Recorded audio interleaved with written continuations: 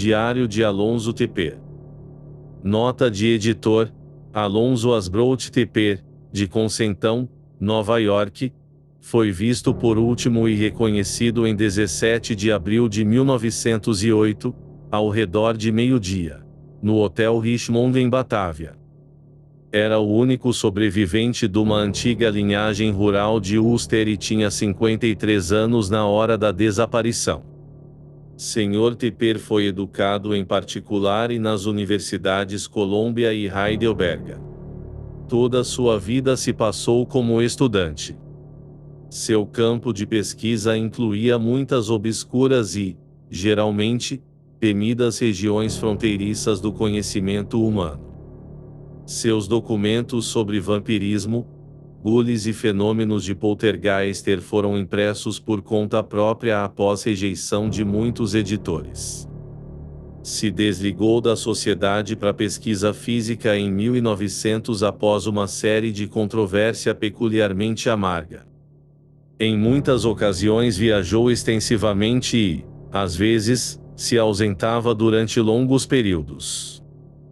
É conhecido por ter visitado regiões obscuras no Nepal, Índia, Tibete e Indochina, e passou a maior parte do ano 1899 na misteriosa Ilha de Páscoa. A procura extensiva ao Sr. Teper depois de sua desaparição não deu resultado e sua propriedade foi dividida entre primas distantes da cidade de Nova York. O diário narrando isto foi, supostamente, achado na ruína de um casarão rural perto de Ática, Nova York, que mantinha uma reputação particularmente sinistra durante gerações antes do colapso. O edifício era, realmente, muito velho, anterior à colonização branca da região, e fora a residência de uma estranha e reservada família chamada Van der Eyck que tinha migrado de Albany em 1746 envolta em suspeita de bruxaria. A estrutura provavelmente datava de 1760. Da história dos Van der Eyck muito pouco é conhecido. Permaneceram completamente indiferentes a seus vizinhos normais. Empregavam criados negros trazidos diretamente da África, falavam pouco inglês e educavam as crianças particularmente e em faculdades europeias. Esses que foram mundo afora logo foram perdidos de vista, entretanto não antes de ganharem má reputação associados a instituições populares negras e cultos de significado ainda mais obscuro. Ao redor da temida casa uma aldeia dispersa surgiu, povoada por índios e depois por renegados da região circunvizinha, que mantinha o duvidoso nome de Corazim. Das singulares tensões hereditárias que, posteriormente, apareceram aos confusos aldeãos de Corazê, várias monografias foram escritas por etnólogos. Bem atrás da aldeia e diante da casa Van der Eyck está uma colina íngreme coroada com um anel peculiar de antigas pedras eretas com as quais os iroqueses sempre olharam com medo e repugnância. A origem do diário de Alonso Teper e a natureza das pedras cuja datação que, de acordo com provas arqueológicas e climatológicas, deve ser fabulosamente antiga, ainda é um problema não solucionado. De 1795 adiante as lendas dos pioneiros e colonos mais recentes têm muito a dizer sobre gritos estranhos e cantos que procedem a certa estação de Corazim, do casarão e da colina de pedras eretas. Entretanto há razão para supor que os ruídos cessaram em 1872, quando toda a casa Van der Eyck, os criados e tudo, desapareceu de repente. Desde então a casa permaneceu abandonada. Outros eventos desastrosos, incluindo 3 mortes inexplicadas, 5 desaparecimentos e 4 casos de loucura súbita, aconteceram quando os donos mais recentes e visitas interessadas tentaram nela permanecer. A casa, aldeia e extensas áreas rurais, em toda parte, foram revertidas ao Estado e leiloadas na ausência de herdeiros conhecidos dos Van der Eyck. Desde 1890 os donos sucessivamente o recente Charles A. Shields e seu filho Oscar S. Shields, de Buffalo deixaram toda a propriedade em estado de absoluta negligência e advertiram todos os curiosos a não visitar a região. Dos que se sabe terem se aproximado da casa durante os últimos 40 anos, a maioria era estudante de ocultismo, oficial de polícia, jornalista e outras personagens estranhas em circulação.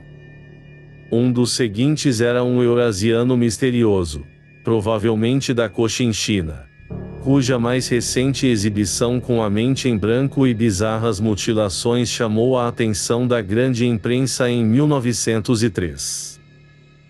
O Diário de Sr. Tepper, um livro de, aproximadamente, 6x3/4 polegadas, com papel resistente e uma estranha e durável liga metálica de folha fina, foi descoberto em posse de um dos decadentes aldeões de Corazim, em 16 de novembro de 1935, por um policial estatal enviado para investigar o propalado colapso da abandonada mansão Van der Eyck. A casa realmente tinha ruído, obviamente de idade avançada e decrepitude, com um vento forte de 12 de novembro. A desintegração estava peculiarmente completa e nenhuma busca completa da ruína poderia ser feita em algumas semanas.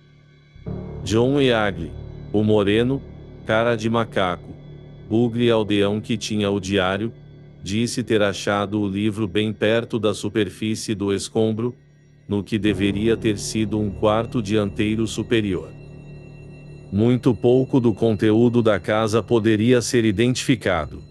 Entretanto, uma enorme abóbada de tijolo incrivelmente sólida no porão, cuja antiga porta de ferro teve que ser dinamitada por causa da estranha forma de obstinada e tenaz fechadura, permaneceu intacta e apresentou várias características enigmáticas. Em primeiro lugar, as paredes foram cobertas asperamente com hieróglifos de ainda indecifrado traço na obra de alvenaria. Outra peculiaridade era uma abertura circular enorme no fundo da abóbada, bloqueada por uma gruta, evidentemente por causa da queda da casa. Mas o mais estranho de tudo, o aparentemente recente depósito de alguma substância fedorenta, enlodada, negra como azeviche, estava no chão lajeado e que estendia num quintal uma linha irregular que termina numa abertura circular bloqueada. Os que primeiro abriram a abóbada declararam que o lugar cheirava como um serpentário num jardim zoológico. O diário, que foi feito, aparentemente, só para fazer uma investigação na temida casa Van der Eyck pelo desaparecido Sr. Tepper, foi demonstrado, por peritos grafotécnicos, ser genuíno. A escritura mostra sinais de aumentar a tensão nervosa quando avança ao fim, e há lugares onde fica quase ilegível. Aldeões de Corazim, cuja estupidez e taciturnidade confundem todos os estudantes da região e seus segredos, não tiveram lembrança de Sr. Tepper como um dos ilustres visitantes da temida casa. O texto do diário é literalmente textual e sem comentário. Como interpretar e, diferente da loucura do escritor, deduzir? Que o leitor decida por si. Só o futuro pode dizer se seu esforço pode resolver um mistério de antigas gerações.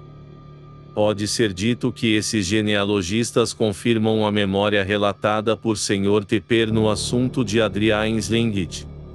O diário. Cheguei aqui aproximadamente às 18 horas. Tive de percorrer todo o caminho de Ática a pé ante uma tempestade iminente, pois ninguém me alugaria um cavalo ou equipamento, e não posso andar de automóvel. Este lugar é ainda pior do que eu esperava, e eu temia o porvir, embora queira, ao mesmo tempo, desvendar o segredo. Bem sendo anoitecia, o velho horror do Sabá de Valpurgis, e após aquela temporada em Gales sei o que procurar. Doravante não vacilarei. Picado por algum desejo insondável, dei minha vida inteira à indagação de mistérios profanos. Venho aqui só para isso e não tripudiarei com destino. Estava muito escuro quando cheguei aqui, entretanto o sol não aparecia. As nuvens tempestuosas eram as mais dessas que já vira e eu não achava o caminho por causa dos relâmpagos. A aldeia é um detestável pequeno remanso e seus poucos habitantes eram nada mais que simplórios. Um deles me saudou de um modo estranho, como se me conhecesse. Eu podia ver muito pouco da paisagem. Um vale pantanoso de estranho matagal marrom e fungos venenosos cercado por mirradas árvores maliciosamente torcidas com ramos nus. Atrás da aldeia uma tristonha colina em cujo ápice está um círculo de grandes pedras com uma pedra ao centro. Essa, sem comentário, é a coisa vil primordial que vi. Me disse sobre o N. Inquestionável. O casarão contrastava no meio de um enorme parque repleto de exóticas roseiras bravas. Mal o pude transpor e, quando quase o fiz, a velhice e decrepitude do edifício me detiveram. O lugar parecia imundo e doentio e quis saber como um edifício tão ruinoso podia se manter ereto. É de madeira e, entretanto, suas linhas originais estão escondidas por um desnorteante emaranhado de alas sobrepostas a várias datas. Creio que foi construído primeiro no antiquado estilo colonial da Nova Inglaterra. Provavelmente isso era mais fácil construir que uma casa de pedra holandesa. Também lembro da esposa de Dirk van der Eyl, que veio de Salem, filha do não mencionável Abaddon Corey. Havia uma pequena varanda de pilares e me abriguei sob ela quando se desencadeou a tempestade. Foi uma tempestade diabólica, ningra como a meia-noite, com chuva cerrada, trovão e raio como no dia do juízo final e um vento fustigante. Destranquei a porta, peguei minha lanterna e entrei. A poeira estava grossa, polegadas cobrindo o chão e a mobília. O lugar tinha cheiro de bolor de tomba. Havia um corredor que atravessava todo o percurso e uma escadaria encaracolada à direita. Trilhei meu caminho escada acima e escolhi o quarto da frente para me hospedar. Todo o lugar parece bem mobiliado, entretanto a maior parte da mobília está se desintegrando. Isso foi escrito às 8 horas, depois de uma comida fria de minha mochila. Depois disso as aldeãos trarão material para mim. Mas não concordarão em chegar mais perto que a ruína do portão do parque. Eu queria me libertar de um sentimento desagradável de familiaridade com este lugar. Depois. Estou consciente de várias presenças nesta casa. A pessoa minha é francamente hostil. Uma vontade malévola que tenta me destruir e me superar. Não devo ter vislumbrado seu semblante um instante, mas devo me esforçar ao máximo para resistir. É horripilantemente malévola e, definitivamente, inumana. Creio que se alia a poderes de fora da Terra. Poderes no espaço aquém e além do universo. Sobressai como um colosso e confirma o que consta nos escritos de Atlo. Há tal sentimento de imensidão associado a ela que quero saber como estas câmaras podem conter seu volume, ainda que não tenha dimensão aparente. Sua idade deve ser inconcebivelmente remota, terrivelmente indescritível. 18 de abril. Dormi muito pouco ontem na noite. Às 3 horas da manhã um estranho vento rasteiro começou a penetrar na região inteira, sempre subindo até a casa, oscilando como um tufão. Quando desci na escadaria para ver a porta dianteira sacudindo a escuridão, criou formas semivisíveis em minha imaginação. Só sob a aterrissagem fui empurrado violentamente por trás. Pelo vento, suponho. Entretanto, poderia ter jurado ter visto traços etéreos de uma gigantesca garra negra quando me virei depressa. Não perdi o juízo, mas, certamente, terminei a descida e tirei a pesada tranca da porta que tremia perigosamente. Não pretendia explorar a casa antes do amanhecer. Contudo, agora, impossibilitado de dormir novamente, e excitado com terror misturado à curiosidade, me sentia relutante em adiar minha procura. Com minha poderosa lanterna caminhei no pó à grande sala de estar sul onde sabia que os retratos estariam. Lá estavam, da mesma maneira que vi. Tinha dito, e como eu parecia saber muito bem de alguma fonte obscura. Alguns estavam muito enegrecidos e manchados para que eu pudesse identificar, mas dos traços que pude discernir reconheci que realmente eram da odiosa linhagem Van der Eyck. Algumas das pinturas pareciam sugerir faces que eu conhecia, mas exatamente quais faces não pude lembrar. O esboço daquele terrível Joris híbrido, parido em 1773 pela filha mais jovem de Dirk, era o mais óbvio de tudo. Eu podia localizar os olhos verdes e o olhar de serpente em sua face. Toda vez que eu apagava a lanterna, a face pareceria brilhar na escuridão até que eu meio que imaginei que brilhava com uma fosforescência esverdeada própria. Quanto mais eu olhava, pior me parecia. Me virei para evitar ver mudança de expressão. Mas o ao qual me virei era ainda pior. A face longa, severa, pequena, olhos próximos, fixos e de feição suína característica o identificam imediatamente. Embora o artista tivesse se esforçado para fazer o focinho parecer tão humano quanto possível. Era isso que vi. Tinha sussurrado.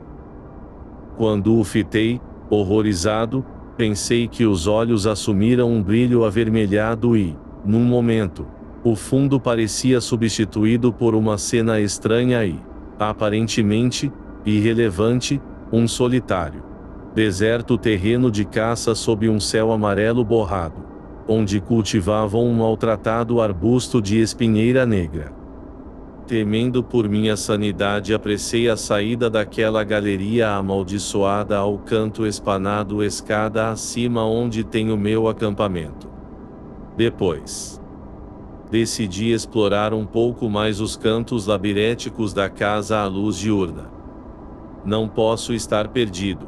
Minhas pegadas estão visíveis no pó e posso traçar outras marcas de identificação quando necessário. É curioso como facilmente aprendo a complexa sinuosidade dos corredores. Segui um longo corredor, um puxado que dava ao exterior na extremidade boreal, e surgiu uma porta trancada que forcei. Além havia um quarto muito pequeno, bastante atulhado de mobília e com um revestimento de painéis carcomido. Na parede exterior espiei um vão escuro atrás do madeirame apodrecido e descobri uma estreita passagem secreta que conduz à negra profundidade desconhecida. Era uma rampa íngreme ou túnel sem degrau ou alçapão. Eu queria saber para que teria servido. Sobre a lareira estava uma pintura bolorenta que achei no final da inspeção como sendo de uma mulher jovem à moda do século XVIII.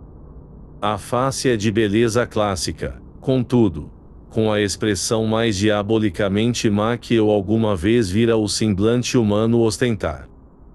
Não somente desumanidade, cobiça e crueldade, mas um pouco de hediondeza além da compreensão humana parece se sentar nessas características finamente esculpidas. E me pareceu que o artista, ou lento processo de bolor e decadência, tinha dado àquela aparência pálida um doentio matiz esverdeado e sugeria uma quase imperceptível textura escamosa. Depois ascendi ao sótão onde achei vários volumes de livros estranhos, muitos de aspecto totalmente estranho tanto nas letras como na aparência física. Um continha variantes do formulário de Aclo que eu não sabia que existia. Mas ainda não examinei os livros nas estantes empoeiradas do andar de baixo. 19 de abril. Com certeza, há presenças não vistas aqui, embora o pó não apresente pegada além das minhas. Tomei um atalho pelo jardim de roseira brava ao portão do parque onde meu material permanece, mas nesta manhã o achei fechado. Muito estranho, desde então os arbustos estão se revigorando com seiva primaveral. Logo tive aquele sentimento d'algo próximo tão colossal que é espantoso as câmaras a conterem. Dessa vez senti que uma das presenças é de grande envergadura. E sei agora que o terceiro ritual de Aclo, que achei ontem naquele livro no sótão, faria tal presença ficar sólida e visível. Não sei se ousarei tentar essa materialização. Os perigos são grandes. Ontem na noite comecei a ver fugazmente sombrios rostos evanescentes e formas nos cantos escuros dos corredores e câmaras. Faces e forma tão horrorosas e repugnantes que não ouso descrever. Pareciam aliados em substância àquela garra titânica que tentou me empurrar escadaria abaixo na noite anterior. Deve ser, obviamente, fantasmagoria de minha imaginação transtornada. O que estou buscando não seria algo bem assim. Vi a garra novamente, às vezes só e, às vezes, com sua companheira, mas decidi ignorar todo o fenômeno. No começo desta tarde explorei o porão em primeira vez e desci numa escada de mão encontrada num alojamento cujos degraus de madeira tinham apodrecido. O lugar todo é uma massa de incrustação nitrosa com montículos amorfos que marcam as manchas onde vários objetos se desintegraram. No extremo mais distante tem uma passagem estreita que parece se estender sob o puxado boreal onde achei o quarto meio fechado e no término uma espessa parede de tijolo tem uma porta férrea trancada. Pertencendo aparentemente a uma abóbada de algum tipo. Essa parede tem evidências de batente de porta artesanal do século XVIII e deve ser contemporânea às adições mais antigas à casa. Claramente pré-revolucionária. Na fechadura que é, obviamente, mais velha que o resto do ferragem ornamental estão gravados certos símbolos que não pude decifrar. Vi. Não me tinha falado sobre essa abóbada. Me dá mais inquietação que qualquer outra coisa que já vi. Toda vez que me aproximo tenho um impulso quase irresistível de escutar algo. Até agora nenhum som desfavorável marcou minha permanência neste lugar maligno. Quando saí do porão desejei ardentemente que as pegadas ainda estivessem lá. Minha subida na escada de mão parecia assustadoramente lenta. Não quero descer até lá novamente. E ainda algum gênio mau me instiga a tentar isso na noite se eu quiser aprender a lição. 20 de abril. Perscrutei a profundeza de horror, mas só senti o silêncio abissal. Ontem na noite a tentação era muito forte e, nos breves intervalos de escuridão, desci mais uma vez aquele infernal porão nitroso com minha lanterna e andei nas pontas dos pés entre os amontoados amorfos aquela terrível parede de tijolo e porta trancada. Não fiz ruído e me abstive de sussurrar qualquer encantamento que eu conhecia, mas escutei com furiosa obstinação.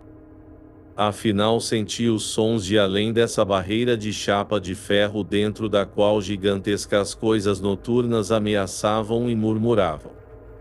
Havia também um detestável serpenteio, como de uma gigantesca serpente ou monstro marinho que arrasta seus monstruosos coleios sobre um chão pavimentado. Quase paralisado de espanto dei uma olhadela à enorme fechadura mofada e aos estranhos hieróglifos secretos entalhados nela. Tinham sinais que não reconheci e algo em sua técnica vagamente mongólica remetia a uma antiguidade blasfema e indescritível. Às vezes imaginei que poderia os ver brilhar com uma luz esverdeada. Me virei para fugir, mas vi aquelas garras gigantescas atrás de mim. As grandes garras que pareciam inchar e ficar mais tangíveis quando as contemplava.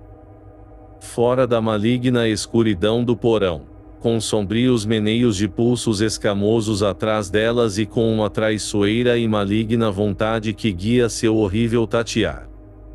Então ouvi atrás, dentro daquela abominável abóbada, um estouro fresco de reverberações amortizadas que pareciam ecoar de horizontes longínquos como um distante trovão. Impelido por esse pavor, avancei em direção às garras sombrias com minha lanterna e as vi desaparecer diante da plenitude da luz elétrica. Então corri para subir na escada de mão com a lanterna entre dentes e não descansaria enquanto não chegasse a meu acampamento do andar superior. Qual será a fim não ouso imaginar. Vim como investigador, mas agora sei que algo está me procurando. Não pude ir embora quando queria. Nesta manhã tentei ir ao portão com meu equipamento, mas encontrei as roseiras bravas tenazmente retorcidas em meu caminho. Era o mesmo em toda direção, atrás e em todos os lados da casa. Em alguns lugares os cipós farpados marrons se espiralavam a alturas surpreendentes e formavam um tapume para barrar meu egresso. Os aldeões estão relacionados a tudo isso. Quando cheguei ao recinto coberto, encontrei meu equipamento no grande corredor dianteiro. Não tenho pista de como foram parar lá. Me arrependi de ter varrido o pó. Eu deveria espalhar um pouco mais e ver quais impressões permanecem. Nesta tarde li alguns dos livros na grande biblioteca sombria no fundo do andar térreo, e tive certas suspeitas que não resisto mencionar. Eu nunca tinha visto o texto dos manuscritos pinacóticos ou dos fragmentos de Eutun e não teria vindo aqui se soubesse o conteúdo. Agora acredito que é muito recente, pois o terrível sabá será, apenas, daqui a 10 dias. Porque aquela noite de horror será minha salvação. 21 de abril. Estudei os retratos novamente. Alguns têm nomes anexos. Notei um, de uma mulher mal encarada, pintado há uns 2 séculos, que me confundiu. Tinha o nome de Trent van der Euslingt e tive a distinta impressão de ter conhecido o nome Slingit antes, em alguma relação significativa. Então não era horrível, mas ficou. Tenho de matutar para achar uma pista. Os olhos dos quadros me assombram. É possível que alguns deles estejam se exumando mais perceptivelmente da mortalha de pó, decomposição e mofo? As fisionomias ofídicas e bruxos de feição suína me encaram horrivelmente de suas molduras enegrecidas e um grupo de outros rostos híbridos começa a perscrutar o lado de cada sombria profundeza. Há um horripilante semblante de familiaridade neles todos. E o que é humano é mais horrível que o inumano. Queria que me lembrassem menos outros rostos, rostos que eu conhecia. Era uma linhagem amaldiçoada e Cornelis de Leydon era o pior deles. Era quem, sem dinheiro, descia a barreira depois que seu pai achou a outra chave. Estou seguro que vi. Sabe só um fragmento da horrenda verdade, de forma que estou realmente desprevenido e indefeso. Qual linhagem antes da velhas-guarda? O que fez em 1591 nunca poderia ter sido acabado sem gerações de herança maligna ou algum vínculo com o exterior. E que descendência essa linhagem monstruosa gerou? Estão espalhados no mundo. Tudo o que esperam é sua comum herança de horror? Preciso lembrar o lugar específico onde vi o nome Slingit. Queria ter certeza de que esses quadros sempre ficam na moldura. Agora, durante várias horas. Vi presenças momentâneas como aquelas garras e a face sombria e formas duplicando alguns dos antigos retratos próximos. De certo modo nunca vislumbrei uma presença e o retrato ao mesmo tempo. A luz sempre está errada num ou noutro, ou a presença e o retrato estão em aposentos diferentes. Talvez, como esperava, as presenças são mero produto da imaginação, mas não tenho certeza. Alguns são femininos e da mesma beleza infernal do quadro no pequeno aposento trancado. Vi que alguns estão sem moldura. Examinei suas feições desconhecidas pintadas, escondidas sob o molde de fuligem de telas que não pude decifrar. Alguns, temo desesperadamente, se aproximaram da materialização sólida ou semissólida, e alguns têm uma espantosa e inexplicada familiaridade. Há uma mulher que, com tanta beleza e encanto, superou todo o resto. Seu charme e veneno são como a flor adocicada que cresce na beira do inferno. Quando a olho de perto desaparece, só reaparecendo depois. Sua face tem um matiz esverdeado e, de vez em quando, imagino poder espiar uma suspeita escama em sua lisa textura. Quem é ela? É aquele ser que morou no pequeno quarto trancado mais de um século atrás? Meu equipamento novamente ficou no corredor dianteiro, como de hábito. Salpiquei pó para colher pegadas, mas nesta manhã todo o corredor foi varrido por algum agente desconhecido. 22 de abril. Foi um dia de horrível descoberta. Explorei novamente o sótão infestado de teia de aranha e achei uma arca talhada tombada, claramente holandesa, cheia de livros blasfemos e papelada mais velha que qualquer outra até então encontrada aqui. Havia um Necronomicon grego, um livre Deibon, de Norman French e uma primeira edição antiga de Vermis Mysteries, de Ludwig Prim. Mas o antigo manuscrito encadernado era o pior. Estava em baixo latim, o mais estranho, na garatuja de Claes van der Eyck, sendo, evidentemente, o diário ou caderno mantido por ele entre 1560 e 1580. Quando desprendi o gancho prateado enegrecido e abri as folhas amareladas, um desenho colorido caiu. A imagem de uma monstruosa criatura que não se assemelha a algo mais que um calamar bicudo e tentacular, com grandes olhos amarelos e abominável semelhança com a forma humana em sua silhueta. Nunca vira antes uma forma tão repugnante e de pesadelo. Nas patas, pés e cabeça tentacular havia garras curiosas, me fazendo lembrar as etéreas formas colossais que tateavam tão horrivelmente no escuro em meu caminho. Enquanto a entidade se sentou como um todo num grande trono tipo pedestal inscrito com hieroglifos desconhecidos de cunho vagamente chinês. Sobre a escritura e a imagem pairava um ar de sinistra malignidade tão profundo e penetrante que não pude pensar ser isso o produto de algum lugar ou época. Antes devia aquela monstruosa forma concentrar todo o mal num espaço ilimitado, ao longo das eras passadas e futuras. Esses sinistros símbolos são ícones de vil significado, dotados de uma mórbida vida própria, pronta a saltar do pergaminho para destruir o leitor. Pro significado daquele monstro e desses hieroglifos não encontrei pista, mas soube que fora localizado com precisão infernal e sem propósito mencionável. Quando estudei os maliciosos caracteres, a afinidade com os símbolos naquela ominosa fechadura no porão ficou cada vez mais evidente. Deixei o quadro no sótão, pois jamais poderia dormir perto de tal coisa. Passei toda a tarde lendo o velho livro manuscrito de Claes van der Eyck. O que lhe confundirá e deixará horrorizado qualquer um que viva depois de mim. A gênese do mundo e de mundos anteriores se desdobrou ante meus olhos. Aprendi que a cidade Shambhala, construída pelos lemurianos 50 milhões de anos atrás, ainda se mantém inviolada atrás de sua parede de força psíquica no exílio oriental.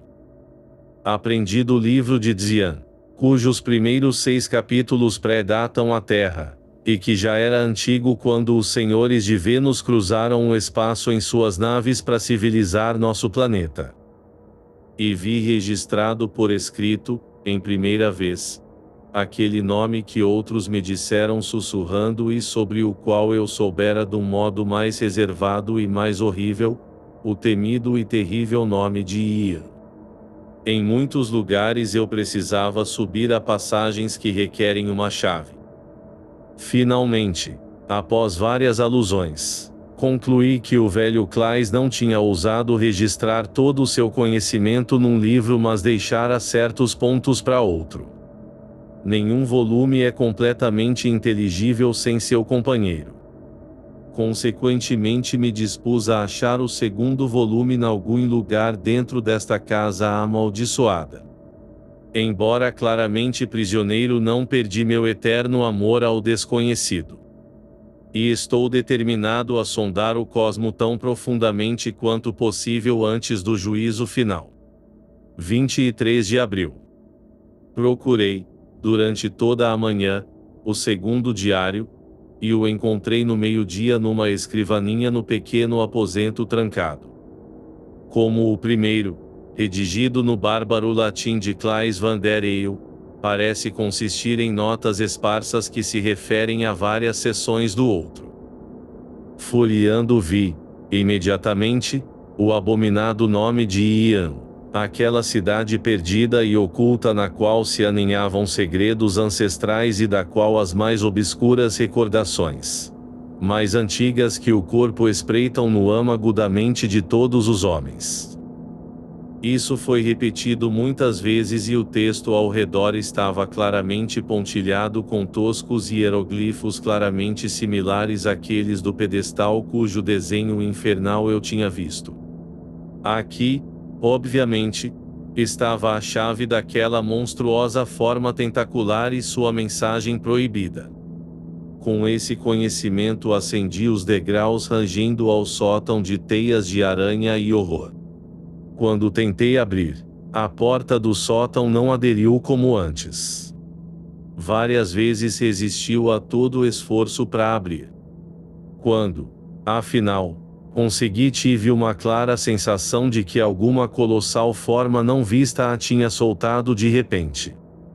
Uma forma que planava ao longe, imaterial mas com audível bater de asas.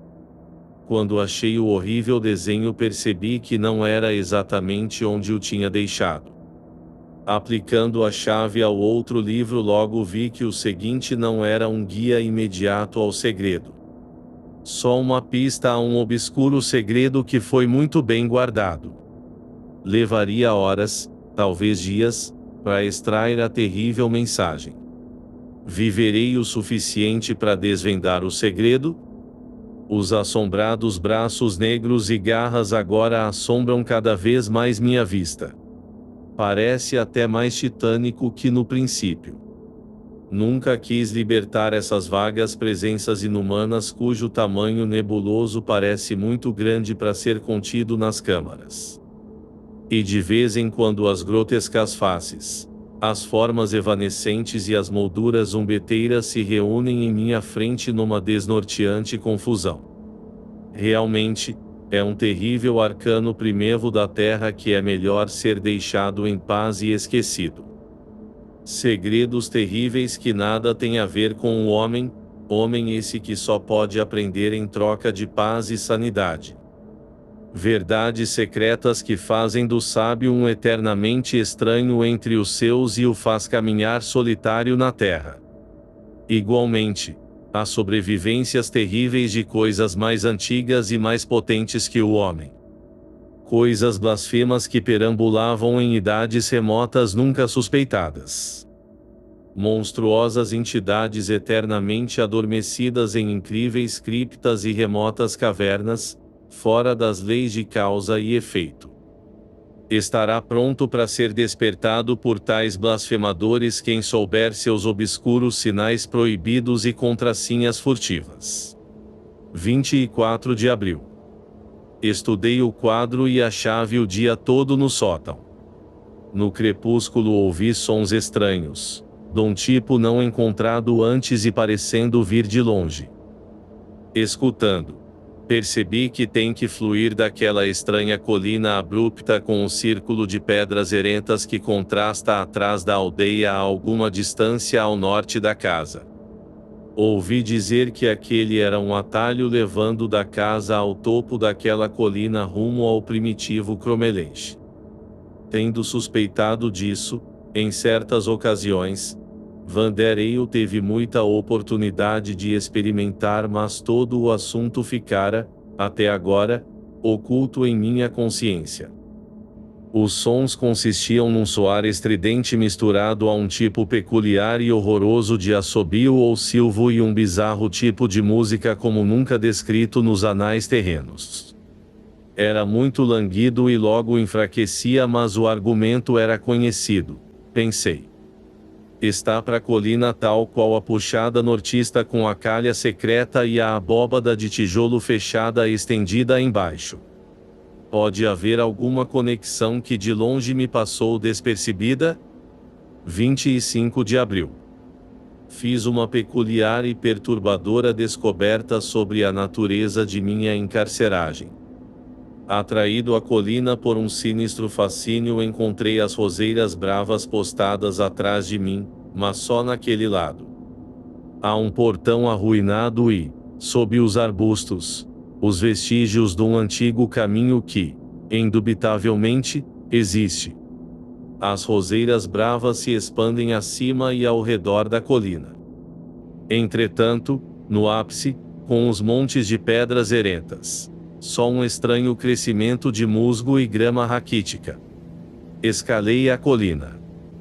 Passei muitas horas ali e notei um estranho vento que sempre parece soprar ao redor dos interditos monolitos e que, às vezes, parece sussurrar numa articulação estranha e misteriosamente enigmática. Essas pedras, tanto em cor quanto em textura, não se assemelham a algo que eu tenha visto noutro lugar. Não são marrons nem acinzentadas, mas de um matiz amarelo bem pálido fundido num verde maligno, sugerindo o mimetismo de um camaleão. Sua textura é extravagante como a de uma serpente escamada e é, inexplicavelmente, sensível ao toque, sendo fria e úmida como a pele de um sapo ou outro réptil. Próximo ao menir central tem um buraco de singular borda rochosa que não posso explicar, mas que pode ser a entrada de um afilado túnel. Quando tentei descer a colina até a extremidade da casa, ao longe, encontrei as roseiras bravas que me interceptaram como antes. Entretanto, o caminho até a casa era facilmente relocalizável. 26 de abril. Galguei a colina novamente, hoje na noite, e senti aquele vento sussurrante muito mais intenso. Os murmúrios quase irados se aproximaram da linguagem atual, de um tipo vago, sibilante, e me fizeram lembrar do sereno canto estranho que eu tinha ouvido à distância. Depois do crepúsculo veio um estranho relâmpago de prematuro verão iluminando o horizonte norte, seguido, quase imediatamente, de um estrepitoso trovão no céu oscilante. Algo nesse fenômeno me perturbou muito e não pude evitar a impressão de que o ruído culminou num tipo inumano de linguagem sibilante resultante de uma gutural gargalhada cósmica. Minha mente está vacilando, afinal, ou minha injustificada curiosidade evocou inauditos horrores dos espaços crepusculares? O sabá agora está ao alcance da mão. Qual será o fim? 27 de abril. Até que enfim meu sonho será realizado. Seja ou não reivindicada minha vida, espírito ou corpo, entrarei no portal. O progresso em decifrar esses cruciais hieroglifos na pintura estava lento, mas nesta tarde encontrei a pista final. Perto do crepúsculo descobri o significado, que pode ser aplicado de uma só maneira às coisas que encontrei nesta casa. Sob esta casa, sepultado não sei onde, um antigo que me mostrará o portal no qual eu entraria e me dará os sinais perdidos e palavras das quais precisarei. Quanto tempo esteve enterrado aqui, esquecido, exceto por aqueles que criaram a pedra na colina e por aqueles que depois procuraram este lugar e construíram esta casa, não posso conjecturar. Procurando essa coisa inquestionável, Hendrik van der Eyl veio à Nova Holanda em 1638. Os homens desta terra não a conhecem, exceto nos sussurros secretos do arrepio algum que achou ou herdou a chave. Nenhum olho humano a fitou, ainda que brevemente, a menos que, quem sabe, os desaparecidos magos desta casa investigaram além do que se pensa. Com o conhecimento dos símbolos veio um domínio dos 7 sinais perdidos de terror e, igualmente, um reconhecimento tácito das palavras horríveis e indescritíveis de pavor. Tudo aquilo que me falta realizar é o canto que transfigurará aquele que foi esquecido, que é guardião do antigo portal. Me maravilhei muito com o canto. É composto de estranhas e repelentes guturais e perturbantes sibilos que não se assemelham a algum idioma que alguma vez encontrei, nem mesmo nos mais negros capítulos do livre Deibon. Quando visitei a colina no crepúsculo tentei ler isso em voz alta, mas ecoou em resposta só um vago e sinistro estrondo no horizonte distante e uma tênue nuvem de pó elementar que se contorceu e girou como alguma coisa viva maligna. Talvez eu não tenha pronunciado corretamente as sílabas estrangeiras, ou talvez só no sabá, aquele sabá infernal ao qual os poderes nesta casa não podem me proteger, que a grande transfiguração pode acontecer. Tive um curioso turno de espanto nesta manhã. Pensei, num momento, perlembrado onde vi aquele frustrante nome Slingit antes, e o cenário de realização me encheu de horror indescritível. 28 de abril. Hoje escuras nuvens ominosas pairaram com intermitência em cima do círculo nesta colina. Notei tal névoa várias vezes antes, mas agora os contornos e arranjos têm um instigante significado. São serpentinos e fantásticos e, curiosamente, como as assombrações malignas que vi na casa. Flutuam num círculo ao redor do cromelente primitivo e revolvem repetidamente como se dotados de uma vida e propósitos sinistros. Eu poderia jurar que dão um sussurro irado adiante. Depois dos 15 minutos pairam lentamente ao longe, sempre a leste, como as unidades de um batalhão disperso. Realmente, são aquelas entidades terríveis que Salomão conheceu na velhice, aqueles seres negros gigantes cujo número é legião e cujo passo faz tremer a terra? Ensaiei o canto que transfigurará a coisa anônima. Contudo, temores estranhos me assaltam até mesmo quando articulo as sílabas resfolegando. Perscrutando todo o conjunto de evidência, descobri que o único modo é atravessar a abóbada do porão cerrado. Aquela gruta foi construída com um propósito infernal e deve cobrir o esconderijo que conduz ao covil imemorial. Quais guardiões vivem eternamente ali e desabrocham de século em século com alimento desconhecido, só um alienado pode conjecturar.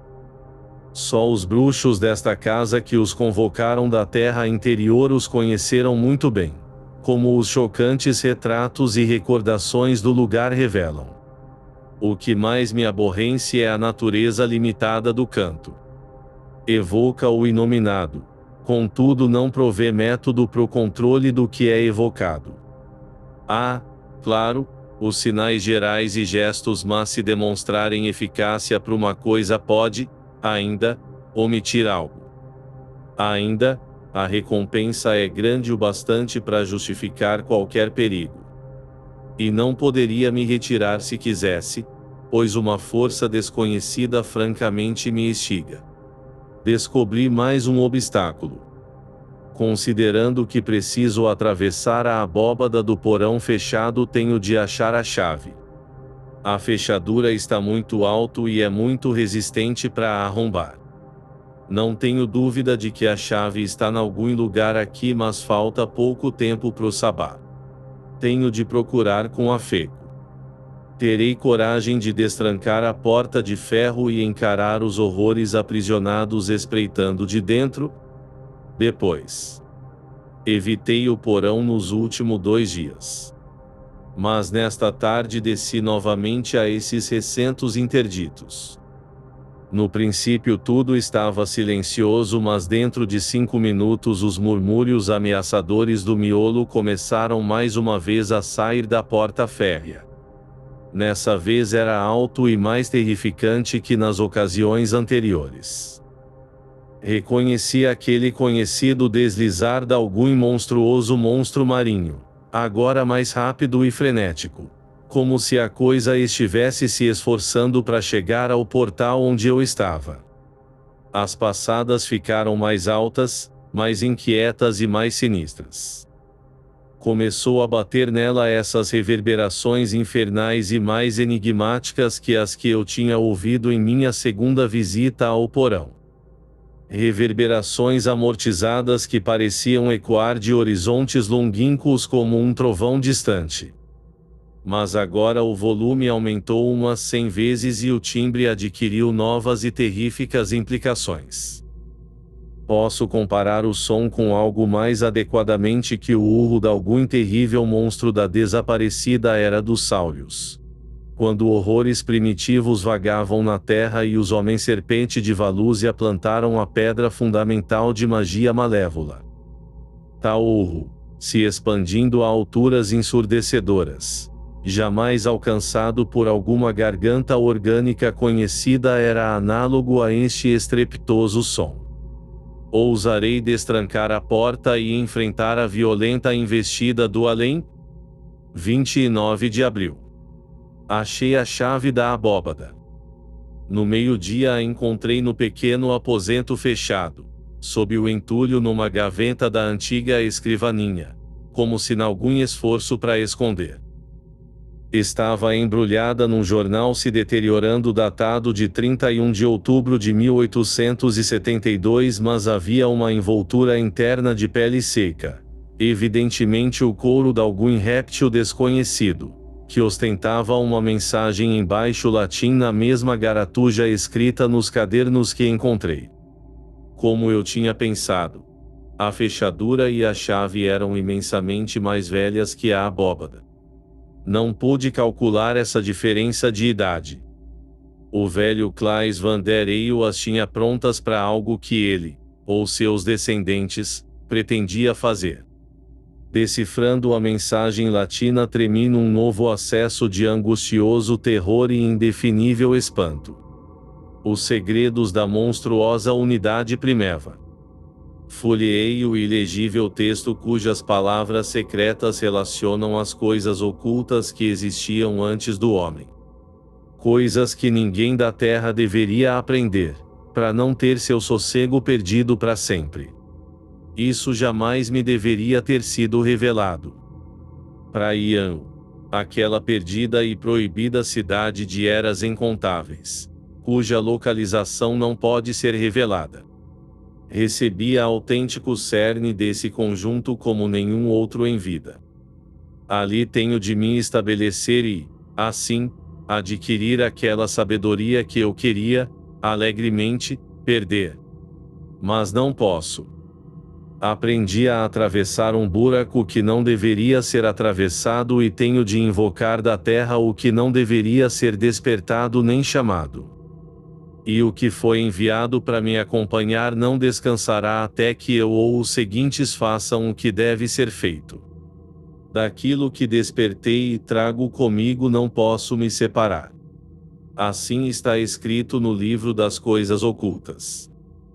O que trago estará entrelaçado de forma terrível a meu redor e, se eu não viver para cumprir sua ordem, essas crianças ao redor, nascidas e a nascer, virão depois de mim até a ordem ter sido cumprida. Estranha pode ser sua junção, e terrível a ajuda podem convocar até o fim ser alcançado. Em terras desconhecidas e ignotas se deve procurar e uma casa deve ser construída para os guardiões exteriores. Esta é a chave daquela fechadura que me foi dada na cidade terrível, ancestral e proibida de Ian. A fechadura que eu ou os meus têm que colocar na entrada do que for encontrado. E poderão os senhores de Iadite me socorrer, ou a ele, que tem que fixar aquela fechadura no lugar e chavear. Tal era a mensagem que, uma vez que a tinha lido, parecia ter conhecido antes. Agora, escrevendo estas palavras, a chave está atrás de mim. A contemplei com medo e fascínio, sem ter palavra para descrever seu aspecto. É do mesmo refinado metal desconhecido esverdeado fosco como a fechadura. Metal melhor comparado a bronze manchado com verde-gris 8. Seu formato é estranho e fantástico e as pontas em formato de ataúde do maciço volume de lâminas não deixa dúvida de que a fechadura foi bem ajustada. A maçaneta forma grotescamente uma estranha imagem inumana cujo exato traçado e identidade não pude descobrir ainda. Ao assegurar, seja qual for o intervalo de tempo, sinto uma estranha e anômala agitação no metal frio. Um estímulo ou pulsação muito tênue para reconhecimento ordinário. Sob a aparição esculpida está uma baixa legenda, usual nesses blasfemos hieroglifos siniformes 9 que eu conhecia tão bem. Só pude entender o começo, as palavras, minha vingança espreita. O início do texto estava desbotado a ponto de ficar confuso. Há alguma fatalidade no oportuno achado da chave, pois amanhã na noite será o sabá infernal. Mas, por incrível que pareça, em toda essa horrorosa expectativa, a questão do nome Slingit me aborrece cada vez mais. Por que eu deveria temer ver nisso uma conexão com os Vanderelius? Véspera de Valpurgis, 30 de abril. Chegou a hora. Despertei ontem na noite e vi a chave brilhando com um esplendor esverdeado lúrido. Aquele mesmo verde mórbido que vi nos olhos e pele de certos retratos aqui, na fechadura chocante e na chave, no menir monstruoso da colina e em 1000 outros intervalos de minha consciência. Havia sussurros estridentes no ar, cochichos sibilantes como os do vento ao redor daquele cromelenche terrível. Algo falou-me do gélido éter de lugar, dizendo chegou a hora. É um presságio, e rio de meus próprios medos. Eu não tinha as palavras terríveis e os 7 sinais perdidos de terror. O poder coercitivo de algum morador no cosmo ou no espaço ignoto? Não hesitarei mais. O céu está muito escuro, como se uma formidável tempestade estivesse chegando. Uma tempestade até maior que a da noite em que cheguei aqui, os 15 dias atrás. Da aldeia, menos que 1 milha adiante, ouvi um balbucio estranho e desacostumado.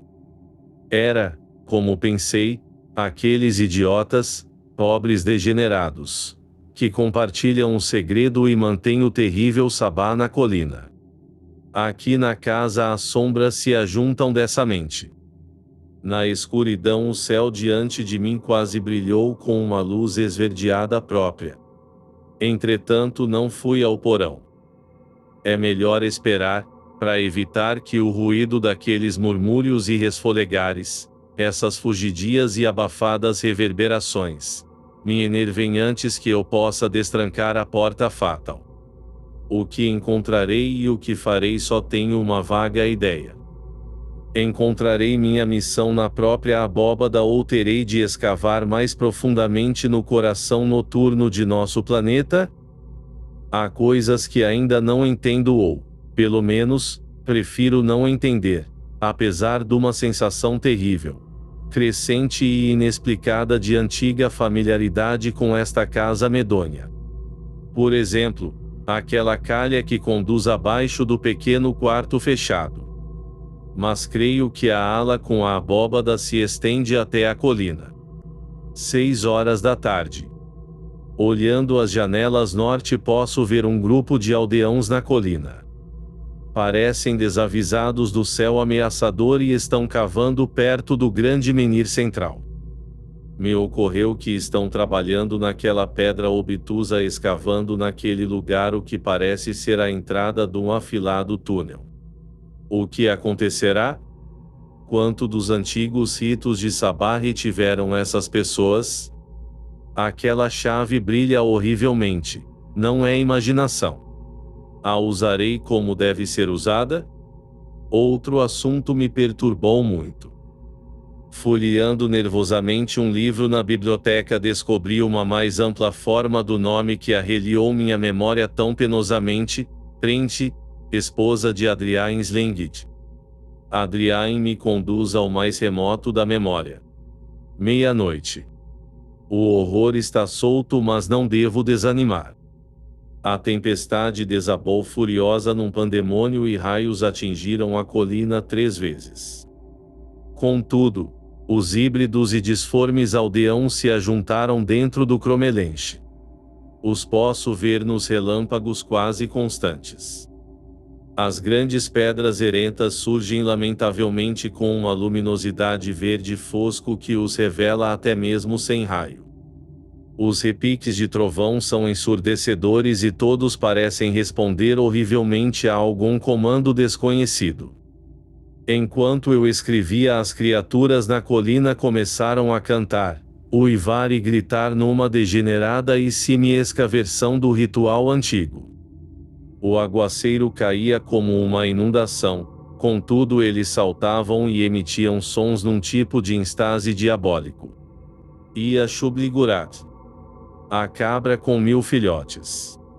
Mas o pior está dentro da casa. Mesmo agora comecei a ouvir sons do porão. São o ruído daqueles murmúrios e resfolegares, as fugidias e abafadas reverberações dentro da abóbada. Recordação vem e vai. O nome de Adriaan Slingit bate estranhamente em minha consciência. O gerro de Dirk van der Eyck. Sua criança neta do velho Dirk e bisneto de Abadlon Corey. Depois. Deus misericordioso. Afinal lembrei onde vi aquele nome. Sei, e estou cravejado de horror. Todos estão perdidos. A chave começou a aquecer quando minha mão esquerda nervosamente a empunhava. Às vezes aquele acelerar vago ou pulsar são tão distintos que posso sentir quase o movimento de metal vivo. Veio de Ian para um propósito terrível e, para mim, o qual todos também souberam tarde demais, que na coisa fluía o sangue de Van der Eyck, que respega nos Slingit em minha própria linhagem. Veio a horrível tarefa de cumprir aquele propósito. Minha coragem e curiosidade minguaram. Sei o horror que existe além que porta férrea. Se Claes van der Eyck era meu antepassado, é preciso que eu expie seu pecado inominável? Não irei. Juro que não. A escrita aqui prossegue indefinidamente. Muito tarde. Não posso me ajudar. A garra negra se materializou. Fui arrastado ao porão.